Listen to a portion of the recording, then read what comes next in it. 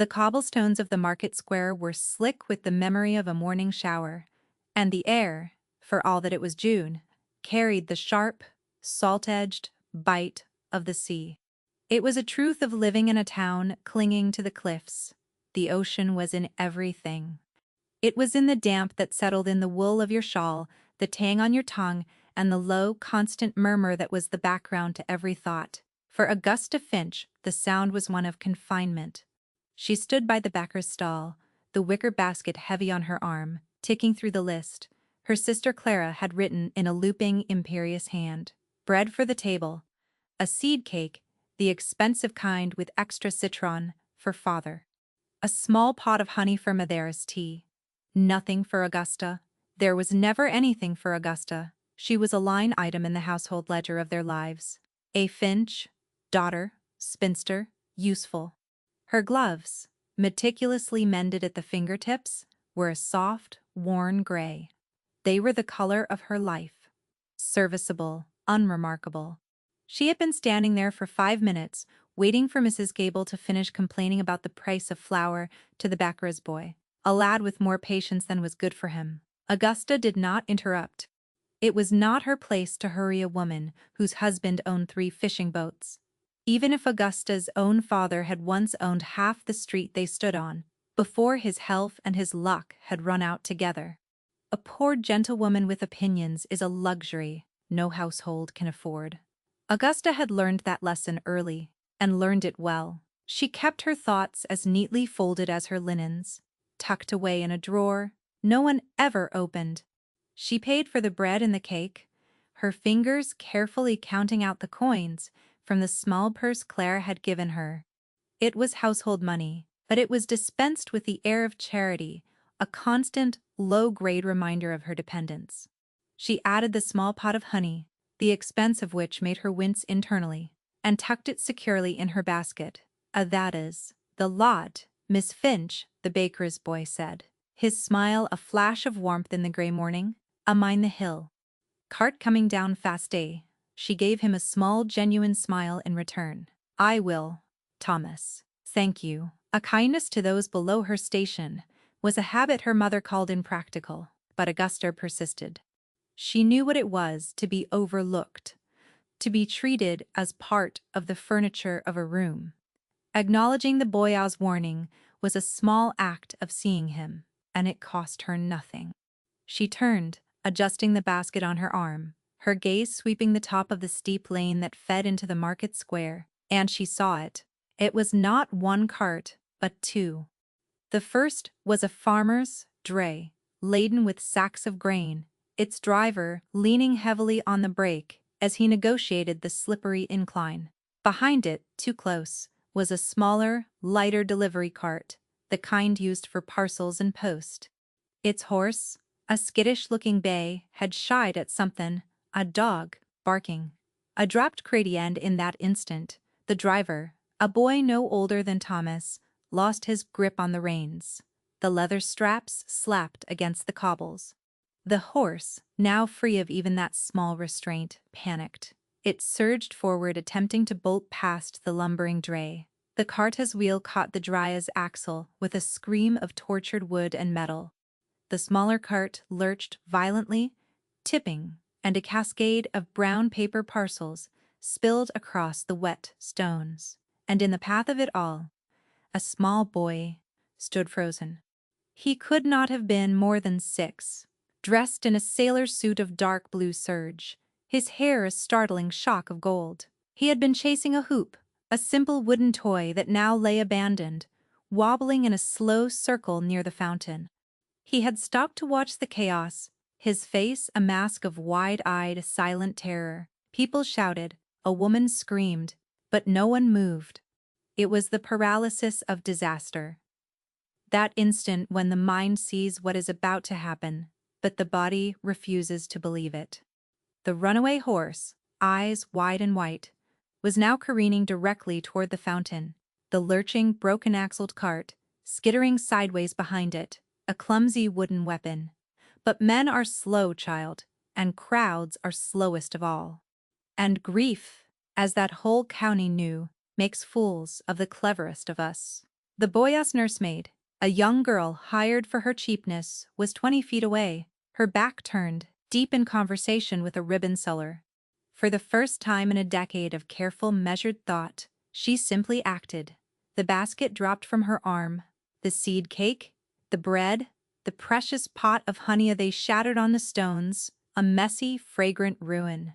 She did not hear it. She was already moving, her gray skirts lifted, her worn boots finding purchase on the slick stones where others would have slipped. She ran not with grace, but with a desperate, focused efficiency. She had 10 yards to cover. The cart had 5. The world narrowed to the space between her and the child. The shouting faded. The smell of salt and bread was gone.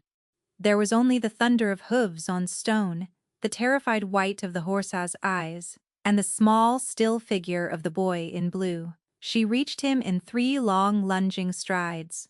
There was no time to coax him, to pull him. She did the only thing she could. She threw her body in front of his, a human shield, and shoved. It was a violent, unladylike push. He stumbled backward, his small body hitting the stone lip of the fountain with a cry of surprise that was almost immediately swallowed by the roar of the oncoming cart.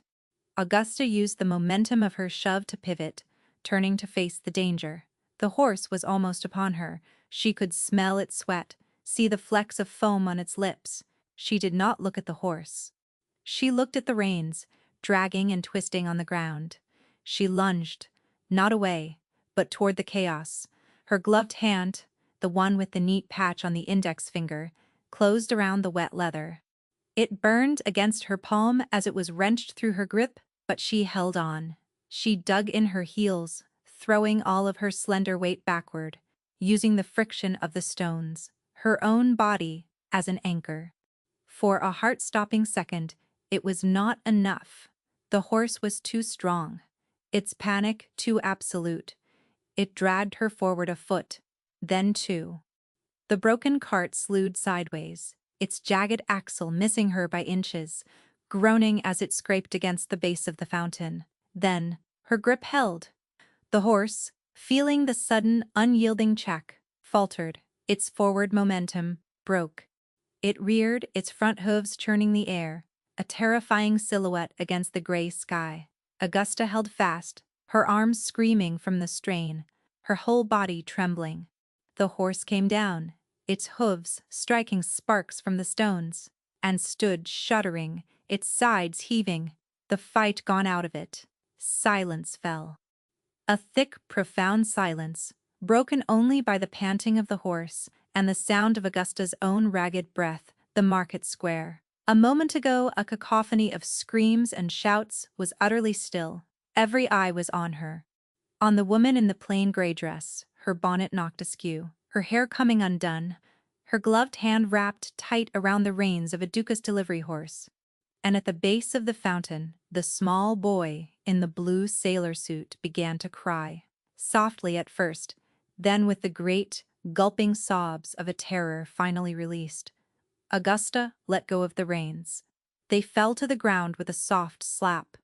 Her arm hung uselessly at her side, a dull, fiery ache spreading from her shoulder to her fingertips. She ignored it. She turned, her movements stiff, and knelt on the wet stones beside the boy. She did not touch him. She simply knelt, putting herself on his level, and waited. "Ah, that was very frightening," she said, her voice low and steady, though her heart was hammering against her ribs. "Ah, it is all right to be frightened." He looked at her, his blue eyes huge and swimming with tears, a smudge of dirt on one cheek. He was the Duke of Ravenshaw's son, Arthur. Everyone knew him by sight. The lonely little heir, motherless this past year, and raised by a father frozen by his own grief. The nursemaid was there now, wringing her hands, her face ashen. "Ah, my lord, oh, my Lord Arthur, are you hurt?" The boy ignored her. His gaze was fixed on Augusta, on the ruin of her dress, the trembling of her hand. From the edge of the crowd a man stepped forward. He moved with an authority that parted the onlookers without a word. Tall, dressed in immaculate black, his face was a study in controlled severity. It was a face Augusta had seen only from a distance. in a carriage or across the church aisle, a face that had inherited more debts of feeling than of money, and had discharged both badly, or so the gossip went. Henry, the Duke of Ravenshaw, he noticed everything. He noticed the cowering cart driver, he noticed the terrified nursemaid, he noticed the silent staring crowd, and then his gaze fell on the woman in grey kneeling by his son. He did not know her name. He knew she was one of the Finch girls, the one who was always about, doing the family's errands, the quiet one, the one who had faded into the background of the town's society until she was all but invisible.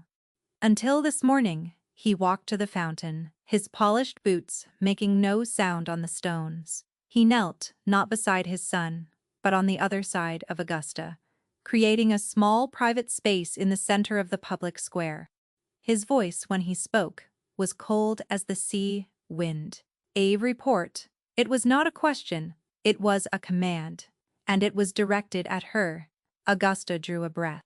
She looked from the Duca's hard, unreadable face to his Suna's tear-streaked one. She had faced down a runaway horse.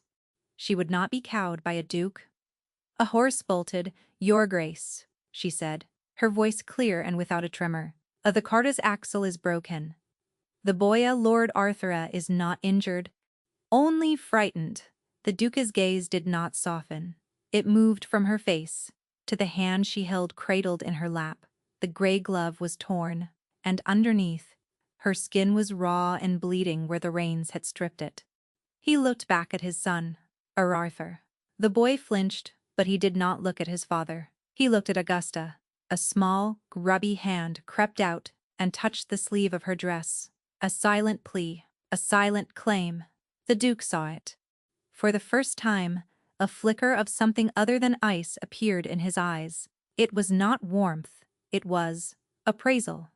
He looked at Augusta as if seeing her for the first time, not as a piece of town scenery, but as a person, a problem, or perhaps a solution. He rose to his feet.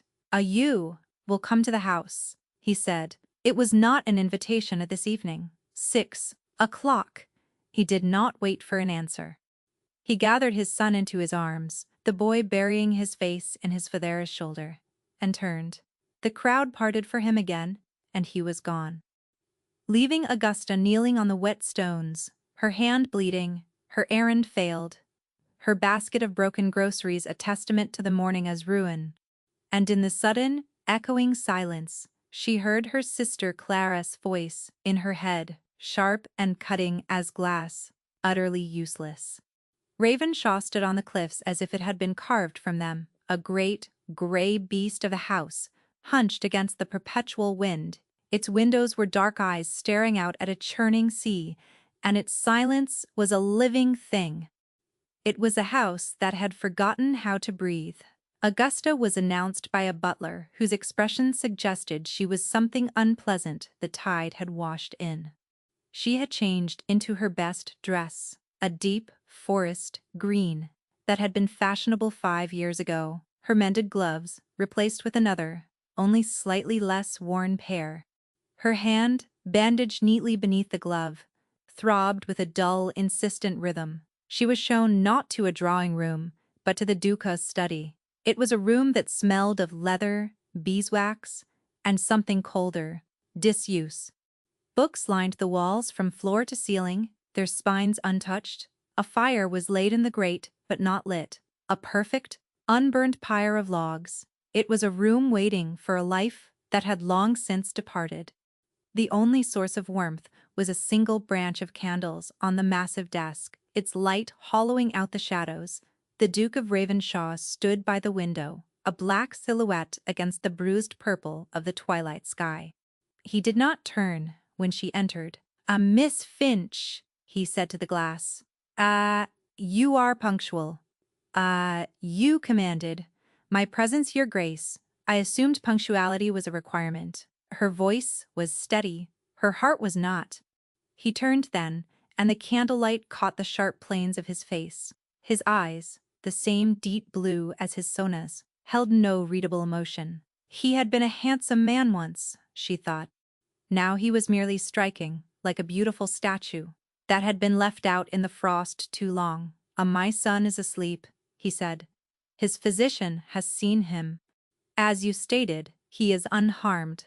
"Ah, I am glad to hear it. Are you?" His tone was laced with a dry, cutting wit that was his only known form of conversation. Most of the county would be disappointed.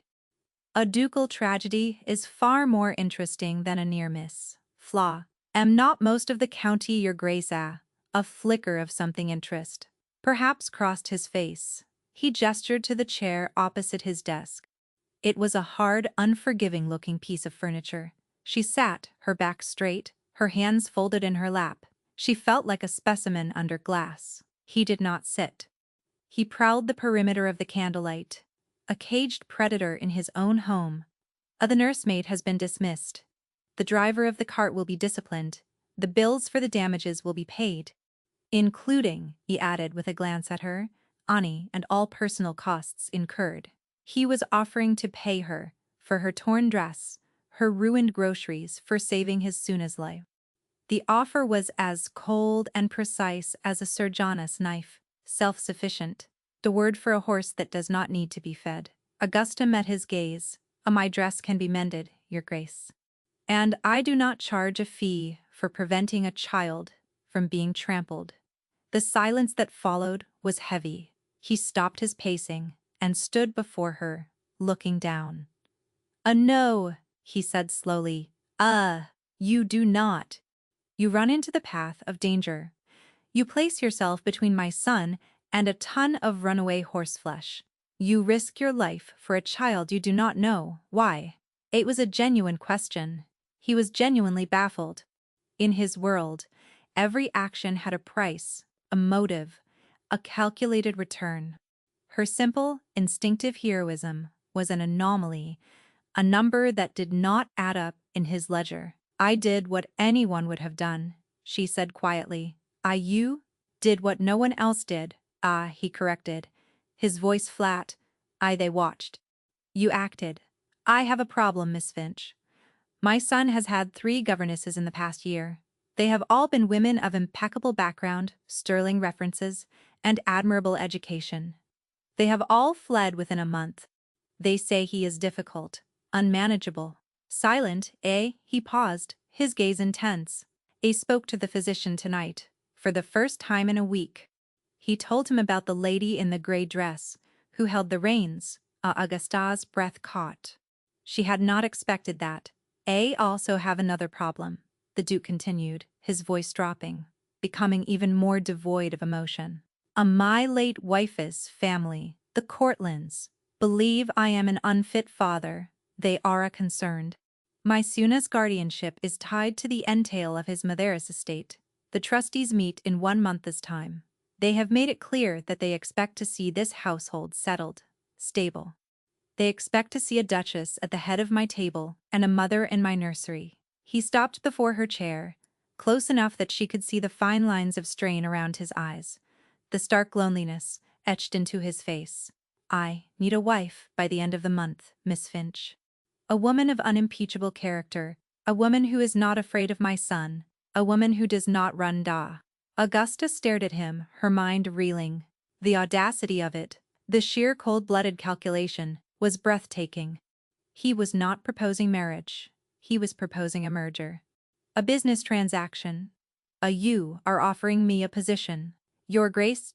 She asked, a faint, ironic tremor in her voice. I am offering you a title, he countered bluntly. A home. Security for you and your family, whose circumstances I am given to understand are straightened. In exchange, you will provide my son with a mother's care and my house with a respectable chatelaine. It will be a marriage in name only.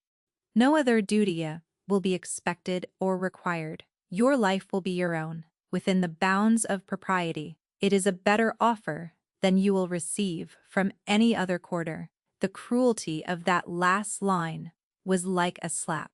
He was reminding her of her status, the spinster, the overlooked daughter, the woman on the shelf. He expected her to be grateful, to weep with relief, to accept his cold bargain with trembling hands and a bowed head. But he had misjudged her. He had seen her bravery, but he had not yet understood her strength. Augusta rose from her chair, slowly, deliberately. She was not as tall as he was, but by standing, she met him on something closer to equal footing. The candlelight cast her shadow, long and dark, against the wall of books. Before I answer anything, you will tell me the truth," she said, her voice ringing with a quiet authority that surprised them both. All of it. I do not bargain with half a story." Duca's eyebrows rose.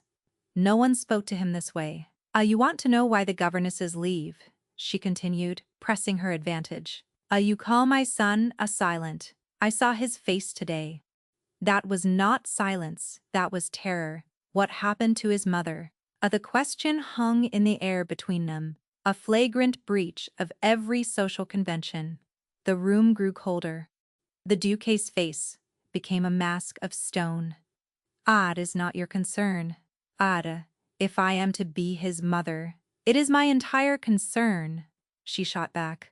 "I will not enter your house as a decoration, your grace. I will not be a placeholder to satisfy your trustees. And I will not fail that little boy by walking into a history I do not understand.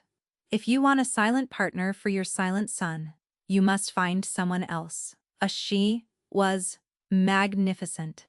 He did not know the word for it then, but what he felt was a profound and unsettling shift, as if the ground had moved beneath his feet. He had come to this interview, expecting to dictate terms to a grateful supplicant. He found himself in a negotiation with an equal. She was not afraid of him. More than that, she was not impressed by him. It was a novel and deeply disconcerting experience. For a long, tense moment, he simply stared at her. He saw the determined set of her jaw, the unwavering clarity in her eyes. He saw the woman who had not hesitated, who had run toward the danger, and he made a decision. He had inherited a dukedom built on calculated risks. This was the greatest one of his life. My wife," he began, and the words came out as if dragged from a great depth. Was a brilliant, beautiful woman. She loved music. She loved to sing. When she became ill, the house fell quiet. She did not like the silence. She would ask Arthur to sing for her. "He has a sweet, true voice." He paused, turning away from her, walking back to the window and its distorted reflection of the room. Her mother, Lady Courtland, told him his singing was tiring her, that the effort of listening was making her weaker. She said it out of grief or cruelty. I no longer know which, but the boy heard her. The day his mother died, he was singing to her. He has not sung a note since. He believes, the Duca's voice cracked, just for a second, a hairline fracture in the marble. He believes he sang his mother to death. The confession lay in the room, stark and terrible. A wound so deep, it had poisoned the very air of the house. This was the truth Augusta had demanded, and it was worse than she could have imagined. She looked at the rigid line of his back, the hands clenched into fists at his sides. She saw not a cold, unfeeling duke, but a man drowning in a grief so profound he had forgotten how to swim, a man who had let his son drown alongside him. She walked to his desk and picked up a single, unlit candle from a silver tray. She lit it from the main branch, its small flame, a fragile new star in the gloom. She walked over to the unlit fireplace and placed the candle on the mantelpiece. The dead should be honored, your grace, not buried," she said, softly. Their light should not be extinguished. Your wife's portrait should be uncovered. Her music should be played. Her memory should be a comfort to your son, not a weapon used against him." She turned to face him. Those are my terms. If I am to be your duchess, I will have full authority over the nursery and the household. The late duchess will be spoken of with love and with honesty. And you, she fixed him with her clear, steady gaze. You will start to speak to your son, not as a duke to his heir, but as a father to his child. She drew a deep breath. And one more thing. I will not be your wife by the end of the month. The trustees meet in 4 weeks. We will be married the day after their meeting. You will win this fight on your own merit, not with a hired duchess at your side. You will show them you are a fit father, because you are one, not because you have acquired a wife. Key. Key turned from the window, his face a battleground of shock, fury, and something else she could not name. Respect. That is madness, he whispered. They will strip me of the guardianship. Ah, no, she said, with a certainty that shook him to his core. Ah, they will not, because for the next 4 weeks, this house will come alive. And when they arrive, they will find a home, not a tomb. That is my promise. She waited. The small candle on the mantel flickered, its light dancing on her determined face. She had laid down her terms. She had offered him, not a bargain, but a partnership, a path out of the darkness.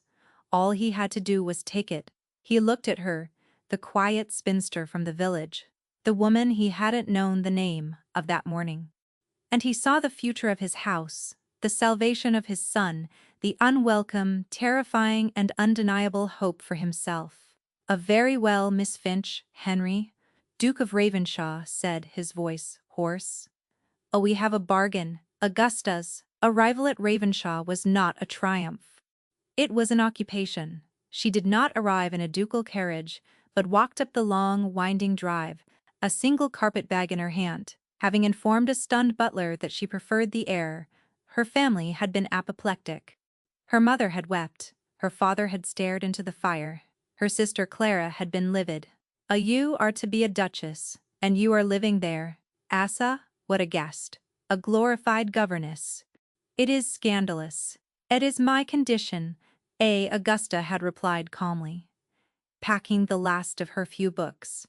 You had no right to make conditions. Had every right, Augusta said, and the simple finality in her voice had silenced the room.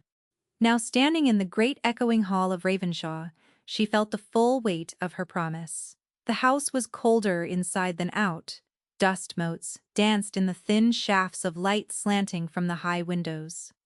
Portraits on the wall were veiled in white cloth like ghosts at a feast. The air was still and smelled of beeswax and sorrow. The staff were assembled, a small army of black and gray, their faces ranging from wary to openly hostile. They had seen governesses come and go. They expected her to be no different. A woman stepped forward, her hand outstretched, a smile of perfect sympathy on her beautiful face.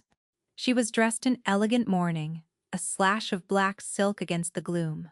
Augusta, my dear, I am Eleanor, Lady Courtland. My late sister spoke of you, you know, the quiet Finch girl she called you. So good at managing things. The late Duchia's sister, the trusted ally, the woman who had, by the Duca's own account, been present when the poison was administered to a small boy's heart. Augusta took the offered hand. It was cool and dry. A Lady Eleanor, Augusta said, her voice even.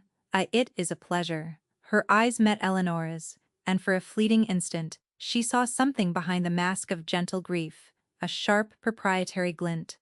This was her house, her sister's house, and Augusta was an interloper. The Duke stood apart, a silent observer. He had agreed to her terms, but he had not yet agreed to participate. He was watching, waiting for her to fail.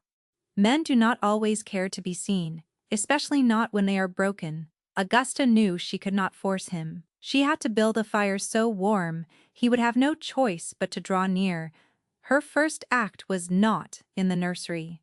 It was in the main drawing room. She walked to the largest of the shrouded portraits, and with her own hands pulled the dust sheet away.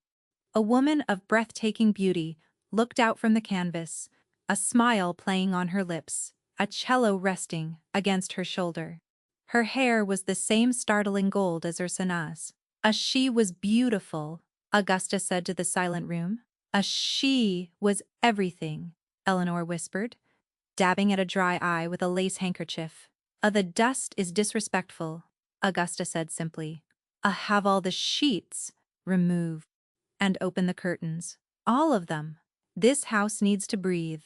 She turned and left the staff staring. A quiet order given that was more effective than any shout. She did not win them over with charm. She did not ask the maids to air the rooms. She helped them push open the stiff, swollen window frames. She did not command the cook to change the menu. She sat in the kitchen and asked what fresh vegetables were available, planning simple, nourishing meals, instead of the heavy, untouched formal dinners that had been served to an empty dining room. She took the reins of the household, not by snatching them, but by picking up the ones that had been left to drag on the floor. The nursery was her greatest challenge. It was a large, bright room at the top of the house, filled with expensive, unplayed-with toys. Arthur sat in the window seat, a small, rigid figure, staring out at the sea. He did not look at her when she entered. She did not greet him with false cheerfulness. She did not try to tempt him with a game. She brought in a small sewing basket and a pile of linens from the household stores. She sat in a chair across the room and began to mend a torn sheet, the rhythmic pull of her needle, the only sound. For 3 days, she did this. She sat in the room with him for hours, sometimes reading aloud from a book of naval adventures, her voice a low, steady murmur.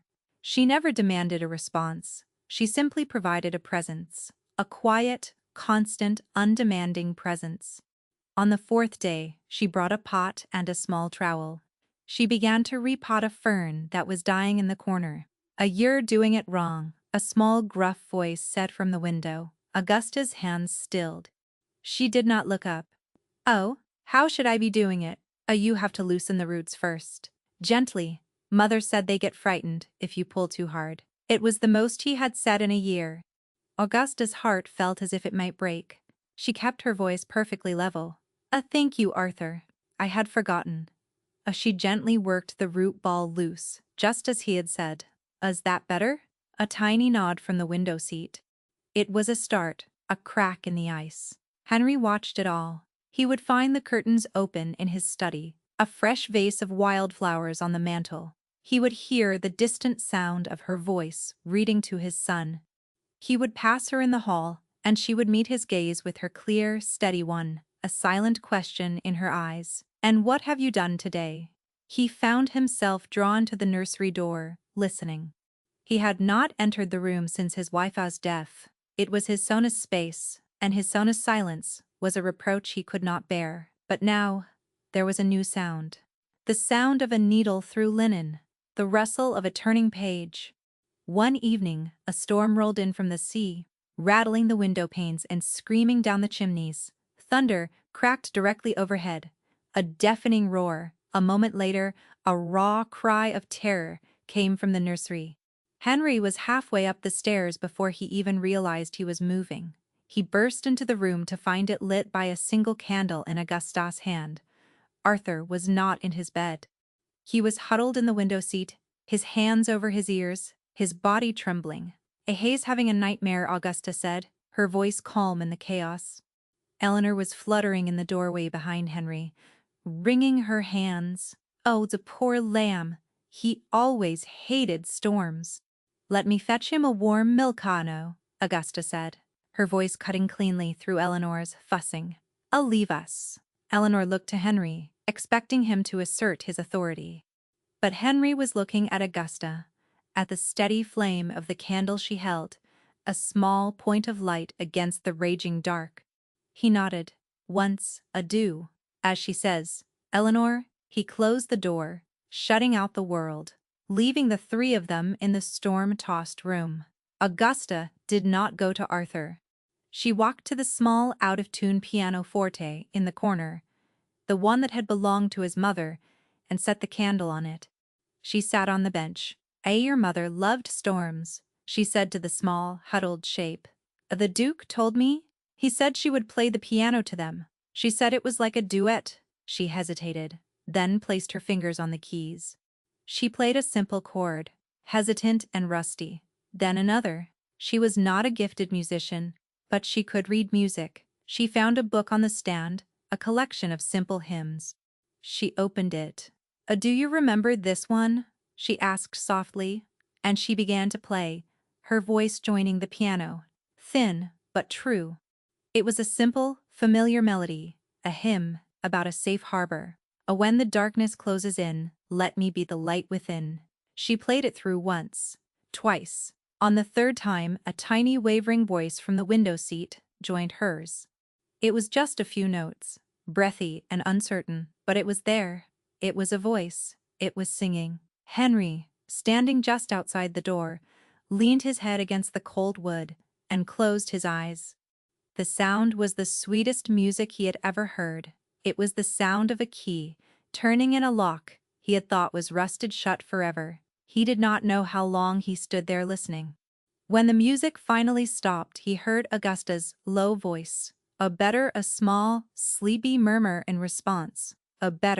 He heard the creak of floorboards as she carried the boy to his bed, the soft tucking of blankets. He heard her blow out the candle. He waited until he was sure she was gone before he quietly opened the door. His son was asleep, his face peaceful. For the first time in a year, one small hand was clutching a piece of sheet music. Henry walked to the window and looked out at the storm-racked sea. The wind still howled. The rain still lashed the glass. But inside, for the first time, the house felt safe. It felt like a home. He turned and saw her, standing in the shadows of the hall. She had not left. She had been waiting for him. They stood in silence for a long moment, the length of the hallway between them. He saw the exhaustion in her posture, the deep, abiding strength in her eyes. She had done what he could not. She had walked into the heart of his family's grief, and had not flinched. She had held the reins. I did not expect, he began, his voice rough. To care whether you stayed. It was the closest he could come to a confession. It was a start. No, Augusta said. And her smile, small and tired, was the first real ray of sunlight that had entered his life in a very long time. The thaw, when it came, was not a flood, but a slow, patient melting. Arthur began to speak more, his sentences unfolding from single words into full rambling accounts of his day. He would follow Augusta around the gardens, pointing out different kinds of beetles, his face alight with a 6-year-old's solemn curiosity. He still did not sing, not openly, but sometimes, when he thought no one was listening, Augusta would hear him humming the melody of the storm hymn. She had found his Mavera's cello, stored in an attic room, under a shroud. She had it brought down, cleaned and restrung. It now stood in the corner of the morning room, a silent, graceful presence. She did not suggest Arthur learn to play it. She simply made it part of the house again. She was not replacing his mother. She was making space for her memory to breathe. Henry began to change too. The sharp, witty deflections he used as armor began to fall away, replaced by a quiet, watchful attention. He started appearing in the nursery at bedtime, at first, just a looming presence in the doorway. Then, one night, Augusta looked up from the book she was reading to find he had crossed the threshold and was sitting in the chair she always used. He took the book from her hands. My turn," he said, his voice a low rumble. And he read to his son, his voice stumbling over the fanciful names of pirates and parrots. But he did it. Augusta retreated to the window seat, the place that had once been Arthur's fortress of silence, and watched them. She saw the way Arthur's eyes were fixed on his father's face, not the book. She saw the way Henria's hand rested, almost unconsciously, on his Suna's head. It was a portrait of a family, beginning to heal. And she was the artist who had sketched it, standing just outside the frame. Was this what it felt like to be wanted, or was it merely what it felt like to be useful? The distinction was a fine, sharp line. She was afraid to cross. Lady Eleanor watched the transformation, with a smile that grew tighter with each passing day. Her gentle suggestions were now tinged with a subtle poison. "Ah, my dear Augusta, you have him running wild." His mother, God rest her soul, was always so particular about his collars being straight. "He is a little boy." "Eleanor," Augusta would reply mildly. His collar has more important things to do than be straight. And the noise." "Henry, darling, you must find it dreadfully distracting. This house was always such a sanctuary of peace, eh?" This said at dinner as the sound of Arthur chasing a puppy down the hall echoed faintly. I find I have had enough peace to last a lifetime, Henry had replied, his eyes on Augusta, a small private smile touching his lips. The arrow had found its mark. Eleanor's face had hardened for a split second before the mask of gentle concern was back in place. Augusta saw it, and a cold knot of apprehension formed in her stomach. Eleanor was not just a grieving sister.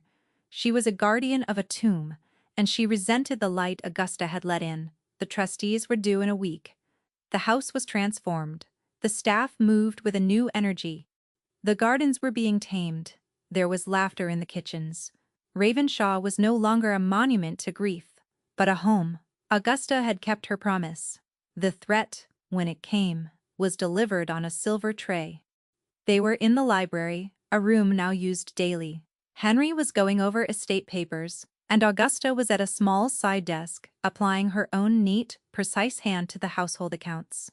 She had discovered, to her quiet satisfaction, that the previous housekeeper had been overcharging the estate by a significant margin for years. Her skill with ledgers was saving the Duke a small fortune. Eleanor swept in her face, a mask of tragic gravity. Henry, Augusta, I am so sorry, I truly am. I did not want to believe it, but I could not, in good conscience, let it lie. Die. She held out a small packet of letters, tied with a black ribbon. I was going through my dear sister's things, mementos. From your father, Augusta. Augusta felt a chill go through her. She recognized the ribbon. It was from a mourning wreath. Henry took the letters. His face was unreadable as he scanned the first one. Augusta stood and walked to his side, her heart hammering. The letter, written in a spidery, unfamiliar hand, was dated 10 years prior. It was a formal, begging letter, purportedly from her father to Eleanor's. It spoke of gambling debts, of ruin, and offered the deed to a small cottage and its attached annuity, the only property Augusta's mother had brought to the marriage, and which had been left solely to Augusta's security for a loan. My father never gambled, Augusta said, her voice shaking slightly. And that is not his handwriting. A grief and shame make men do things we cannot imagine, my dear, Eleanor said, her voice dripping with pity. The second letter is the more troubling one, and Henry unfolded the next sheet. This one was dated 6 months ago. It was addressed to Eleanor, and it was signed, in a passable forgery of Augusta's own hand, A. Finch. It was a cold, calculating letter. It spoke of the Duke's vulnerability, of the opportunity presented by his son. It outlined a plan to secure a position in the household, leveraging the boy, with the ultimate goal of marriage. It mentioned the unfortunate business of the old debt, and suggested that once she was Duchess, she would be in a position to ensure the Cortland family was handsomely rewarded for their silence about the Finch family's disgrace.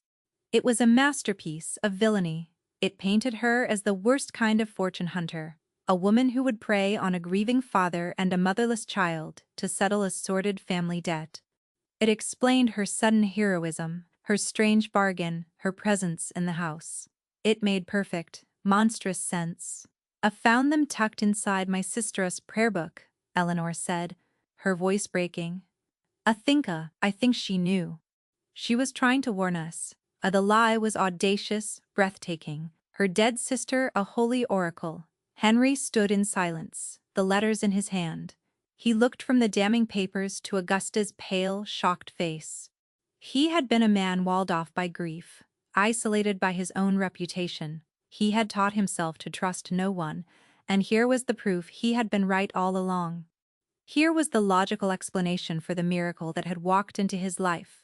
It wasn't a miracle, it was a scheme. Augusta, he said, and his voice was the voice from their first meeting, cold, ducal, distant. Dealt was a poison, and Eleanor had just administered a fatal dose. Henry, it is a lie, Augusta whispered, her hands clenched at her sides. Look at me. You know me, did he? He knew the woman who had faced down a horse. He knew the woman who had soothed his son. But he also knew the woman who had driven a hard bargain, who had entered his house on her own terms. Had it all been a calculated performance of the timing? Eleanor pressed, her voice soft and deadly. The day you appear, a hero. The very week Henry is most desperate. It is uncannily fortunate. He looked at the letters again. The forgeries were good. To a man who wanted to believe the worst of the world, they were perfect. The trustees arrive on Tuesday, he said, his voice flat. This changes everything. Of course it does, Eleanor cooed. She must leave Henry. At once. Before there is a scandal. I will look after Arthur. I will explain it to the trustees. I will protect you. Augusta felt the floor drop away from her. He was going to send her away, after everything. After the promises, after the shared glances, after the music in the storm. She had let herself hope, and the hope had been a trap. She looked at his face, at the shuttered expression, the return of the cold mask. He was lost to her.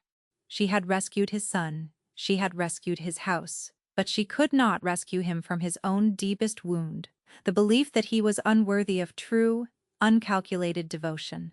But then, he did something unexpected. He did not look at her.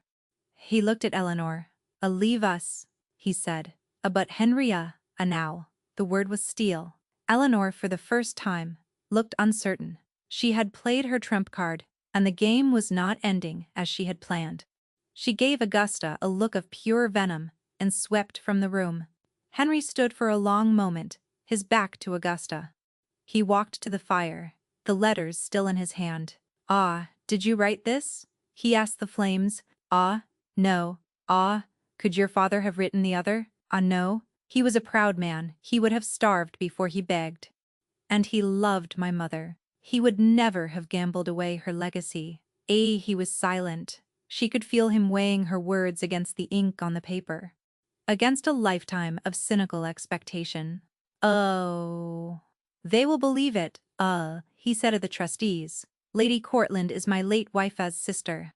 You are a stranger. I am the woman you asked to be your wife, she said, her voice low. I am Arthur's mother in all but name. Does that count for nothing? He turned then, and his face was ravaged.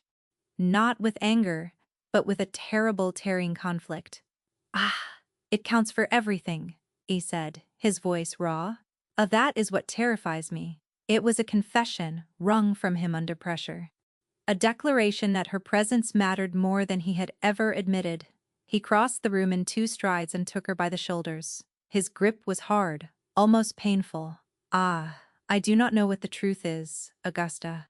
But I know that I cannot lose my son, and I find he struggled for the words. I find the thought of losing you is equally unsupportable. He was not saying he loved her. He was not saying he believed her. He was saying he needed her. And for now it had to be enough. The cottage, she said, her mind racing, latching on to the one solid piece of the puzzle. The one my father supposedly offered as collateral. Where is it? It is a tenant cottage on the Cortland estate, near the old quarry. My mother's family was from the north. We have no connection to the Cortlands. Why would she own a cottage there? She was thinking aloud. Her mind, the one that saw patterns in ledgers, searching for the anomaly in the story. The annuity. How is it paid? By my estate, as part of the dowry settlement with the Cortlands. It was transferred. He stopped. A strange look crossed his face. He dropped his hands from her shoulders and went to his desk, pulling out a heavy, leather-bound volume. The Ravenshaw Estate Ledger. He flipped through the pages, his finger running down the columns. Augusta watched him, her breath held here. He said, the original marriage settlement, the Cortland dowry, lands money saw, and a list of all attached properties and annuities. He scanned the page. Then he scanned it again. What is not here? What is not here? What is not here? The cottage, he said, looking up at her, his eyes wide with a dawning terrible understanding. The annuity. It was never part of my wife's dowry. It was added to the estate accounts 5 years ago, At Lady Courtlanda's request, as a minor administrative correction, I signed the order myself. I thought it was a pittance. A gesture of goodwill to a tenant. He looked at Augusta, and the last of the ice in his eyes finally shattered. But it is your property, Augusta, your income, and for 5 years, Eleanor has been controlling it, diverting it, stealing from you. This isn't about protecting Arthur. It is about protecting her own theft. If you became Duchess, the accounts would be yours. You would have discovered it. The whole sordid scheme lay bare. The motive was not some grand passion or familial honor. It was greed. Small, grubby, relentless greed. She needed to discredit me, Augusta whispered. To get me out of the house before I looked too closely at the books. Her hidden worth. The skill with ledgers that her family had dismissed as an unladylike hobby. It was the key that had unlocked the entire conspiracy. Henry looked at the forged letters in his hand, then let them drop into the fire. They watched the paper curl, the lies turning to black ash. The trustees arrive on Tuesday, he said, his voice grim but clear. Let her play her hand. The reckoning came, not in a courtroom, but in the grand drawing room of Ravenshaw, a room now filled with light and the scent of fresh flowers. The 3 trustees, sober-faced men in dark suits, sat on a velvet sofa, looking like crows perched on a wedding cake. Henry stood before the fireplace, calm and composed. Augusta sat in a chair to his right, her hands resting quietly in her lap. Arthur, in a new sailor suit, sat on a small stool beside her, his hand unbidden, clutching a fold of her green dress. Eleanor, dressed in the deepest, most theatrical mourning, stood before the trustees, dabbing her eyes. She had her own forgeries, fresh copies made that morning. She told her story with heartbreaking pathos, the tale of a loyal sister forced to expose a viper in their midst. And so, with the heaviest of hearts, I must ask you to protect my dear nephew from this adventuress, she concluded, her voice trembling with manufactured sincerity, is not capable of sound judgment. The boy must be removed to my care, where he will be safe. The room was silent. One of the trustees, a Mr. Blackwood, cleared his throat. Your Grace, these are grave accusations. The letters, are forgeries, Henry said, his voice quiet but carrying to every corner of the room. And Lady Courtland is a thief, Eleanor gasped. How dare you? After all I have done for this family indeed, Henry said, his voice dangerously soft. Let us review all you have done. He produced a ledger, not the grand estate ledger, but a small, neat household account book. Augusta's book. Miss Finch, he said, turning to her, has a remarkable gift for numbers.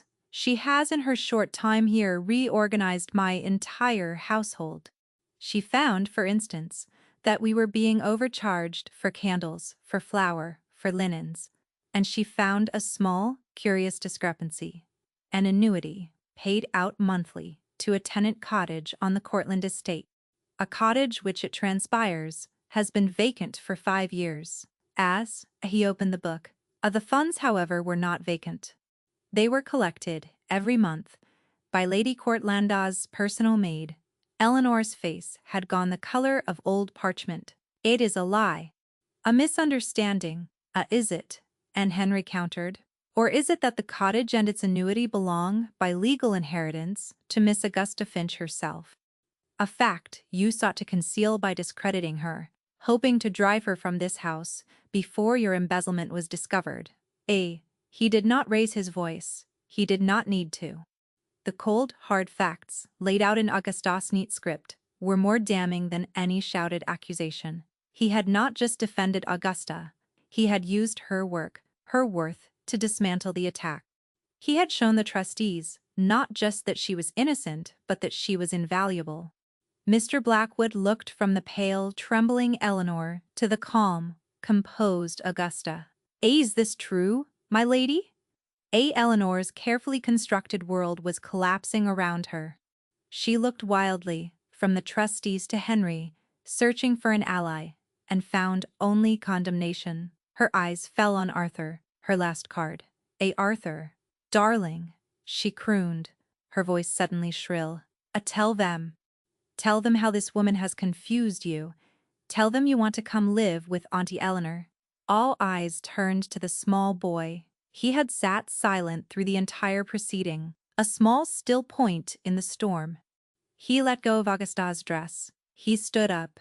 He did not look at his aunt. He did not look at the trustees. He looked at his father. Then he walked, not to Eleanor, but to Augusta. He took her hand, the one that had been scarred by the rains, now healed, and placed it in his father's. He put his other small hand on top, making a small tower of their linked hands. He turned to face the trustees, his small chin held high. My mother taught me to sing," he said, his voice clear and strong.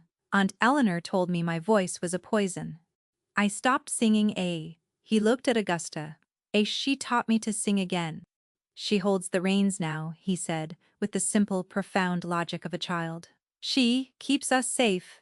It was the most powerful testimony the room had ever heard. It was the unprompted, unscripted truth, the declaration of belonging. The room went still. The crime was not that Augusta had been chosen. The crime, in Eleanor's eyes, was that she had been chosen first. Mr. Blackwood looked at Eleanor, his face cold with contempt. "I believe we have heard enough, my lady. You will be hearing from our solicitors. Defeated, exposed, and reduced, not to ruin, but to irrelevance." Eleanor uttered a small choked sound and fled the room. No one watched her go. The battle was over. The trustees were smiling. One of them was quietly wiping his eye. Henriette's hand tightened on Augusta's. He looked down at his son, and his face was filled with a love and a pride so fierce it was painful to watch. He had won. That night, after the trustees had departed, full of praise for the Duca's wisdom and his remarkable choice of future Duchess, Henry found Augusta in the library. She was standing by the window, looking out at the calm, moonlit sea. He came to stand beside her. For a long time, they said nothing, simply sharing the quiet space, the shared victory. "None. I am sorry, Augusta," he said at last, his voice low. "I affirm my doubt." "Even for a moment, it was a convincing lie," she said, not looking at him. "It played to your deepest fears." "With as," he admitted. "I have spent a year believing I was not fit to be a father. That I had failed my wife. That I was failing my son. I built walls of ice around myself, and I called it strength. You walked through them as if they were not there." He turned to face her. "You came into this cold, silent house and you made it a home. You gave me back my son. You gave me back myself. The bargain was that I would give you a title, a home, but you gave me everything." He reached out and tilted her chin up, forcing her to meet his gaze. "I love you, Augusta. Not because you are useful, not because you are brave, but because you are the heart of this house. You are the heart of my life." Augusta's eyes filled with tears. "Do not say it, if it is only gratitude." "Henry, gratitude." He gave a short, rough laugh. My dearest Augusta, I was grateful that first day in the market square." "This, he said, his voice dropping to a whisper as he leaned in. This is something else entirely." He kissed her then. It was not a practiced, polished kiss. It was clumsy and honest and full of a year of unspoken grief and a month of unbearable hope. It was the kiss of a man coming home. When he pulled back, he rested his forehead against hers. "I did not know I needed to be rescued, too," he murmured against her skin. We held the reins together." She whispered back. 6 months later, the Duchess of Ravenshaw stood on the cliffs, watching her husband and son flying a kite. The great house stood behind her, its windows thrown open to the sun. The sound of a pianoforte played with more enthusiasm than skill, drifting out on the breeze. The portrait of the first Duchess still hung in the drawing-room, her golden-haired beauty, a gentle, benevolent presence. Arthur spoke of her often now, his memories no longer tinged with guilt, but with a simple, sweet affection. The dead were not erased, they were honored. Their light had been allowed back in. Henry caught her eye and smiled. A real, unguarded smile that reached his eyes and made him look like the man he must have been before grief had claimed him. He had inherited more debts of feeling than of money, and, with Augusta's help, he was finally discharging them all. Arthur, his face alight with joy, let out a peal of laughter as the kite dipped and soared. It was the sound of a house healed. Augusta rested a hand on her own, gently swelling abdomen. She was no longer the overlooked woman, the useful spinster. She was a wife, a mother, a duchess. But more than that, she had found her place, not by changing who she was, but by being exactly who she had always been, steady and kind and true. Henry left the kite with Arthur and walked to her side, wrapping his arms around her from behind. He kissed the top of her head. "A happy, my love?" he asked. She leaned back against him, her hand covering his over her stomach, a more than I ever thought possible. They stood together, watching their son. Two people who had started with a cold bargain and found an unexpected, incandescent love. He had been a man who thought he needed a wife, and she had been a woman who thought she was needed for nothing. They had both been wrong. She had been the woman who ran toward the danger, the woman who held the reins. But, in the end, her greatest act, the one that had saved them all, was much simpler. She stayed.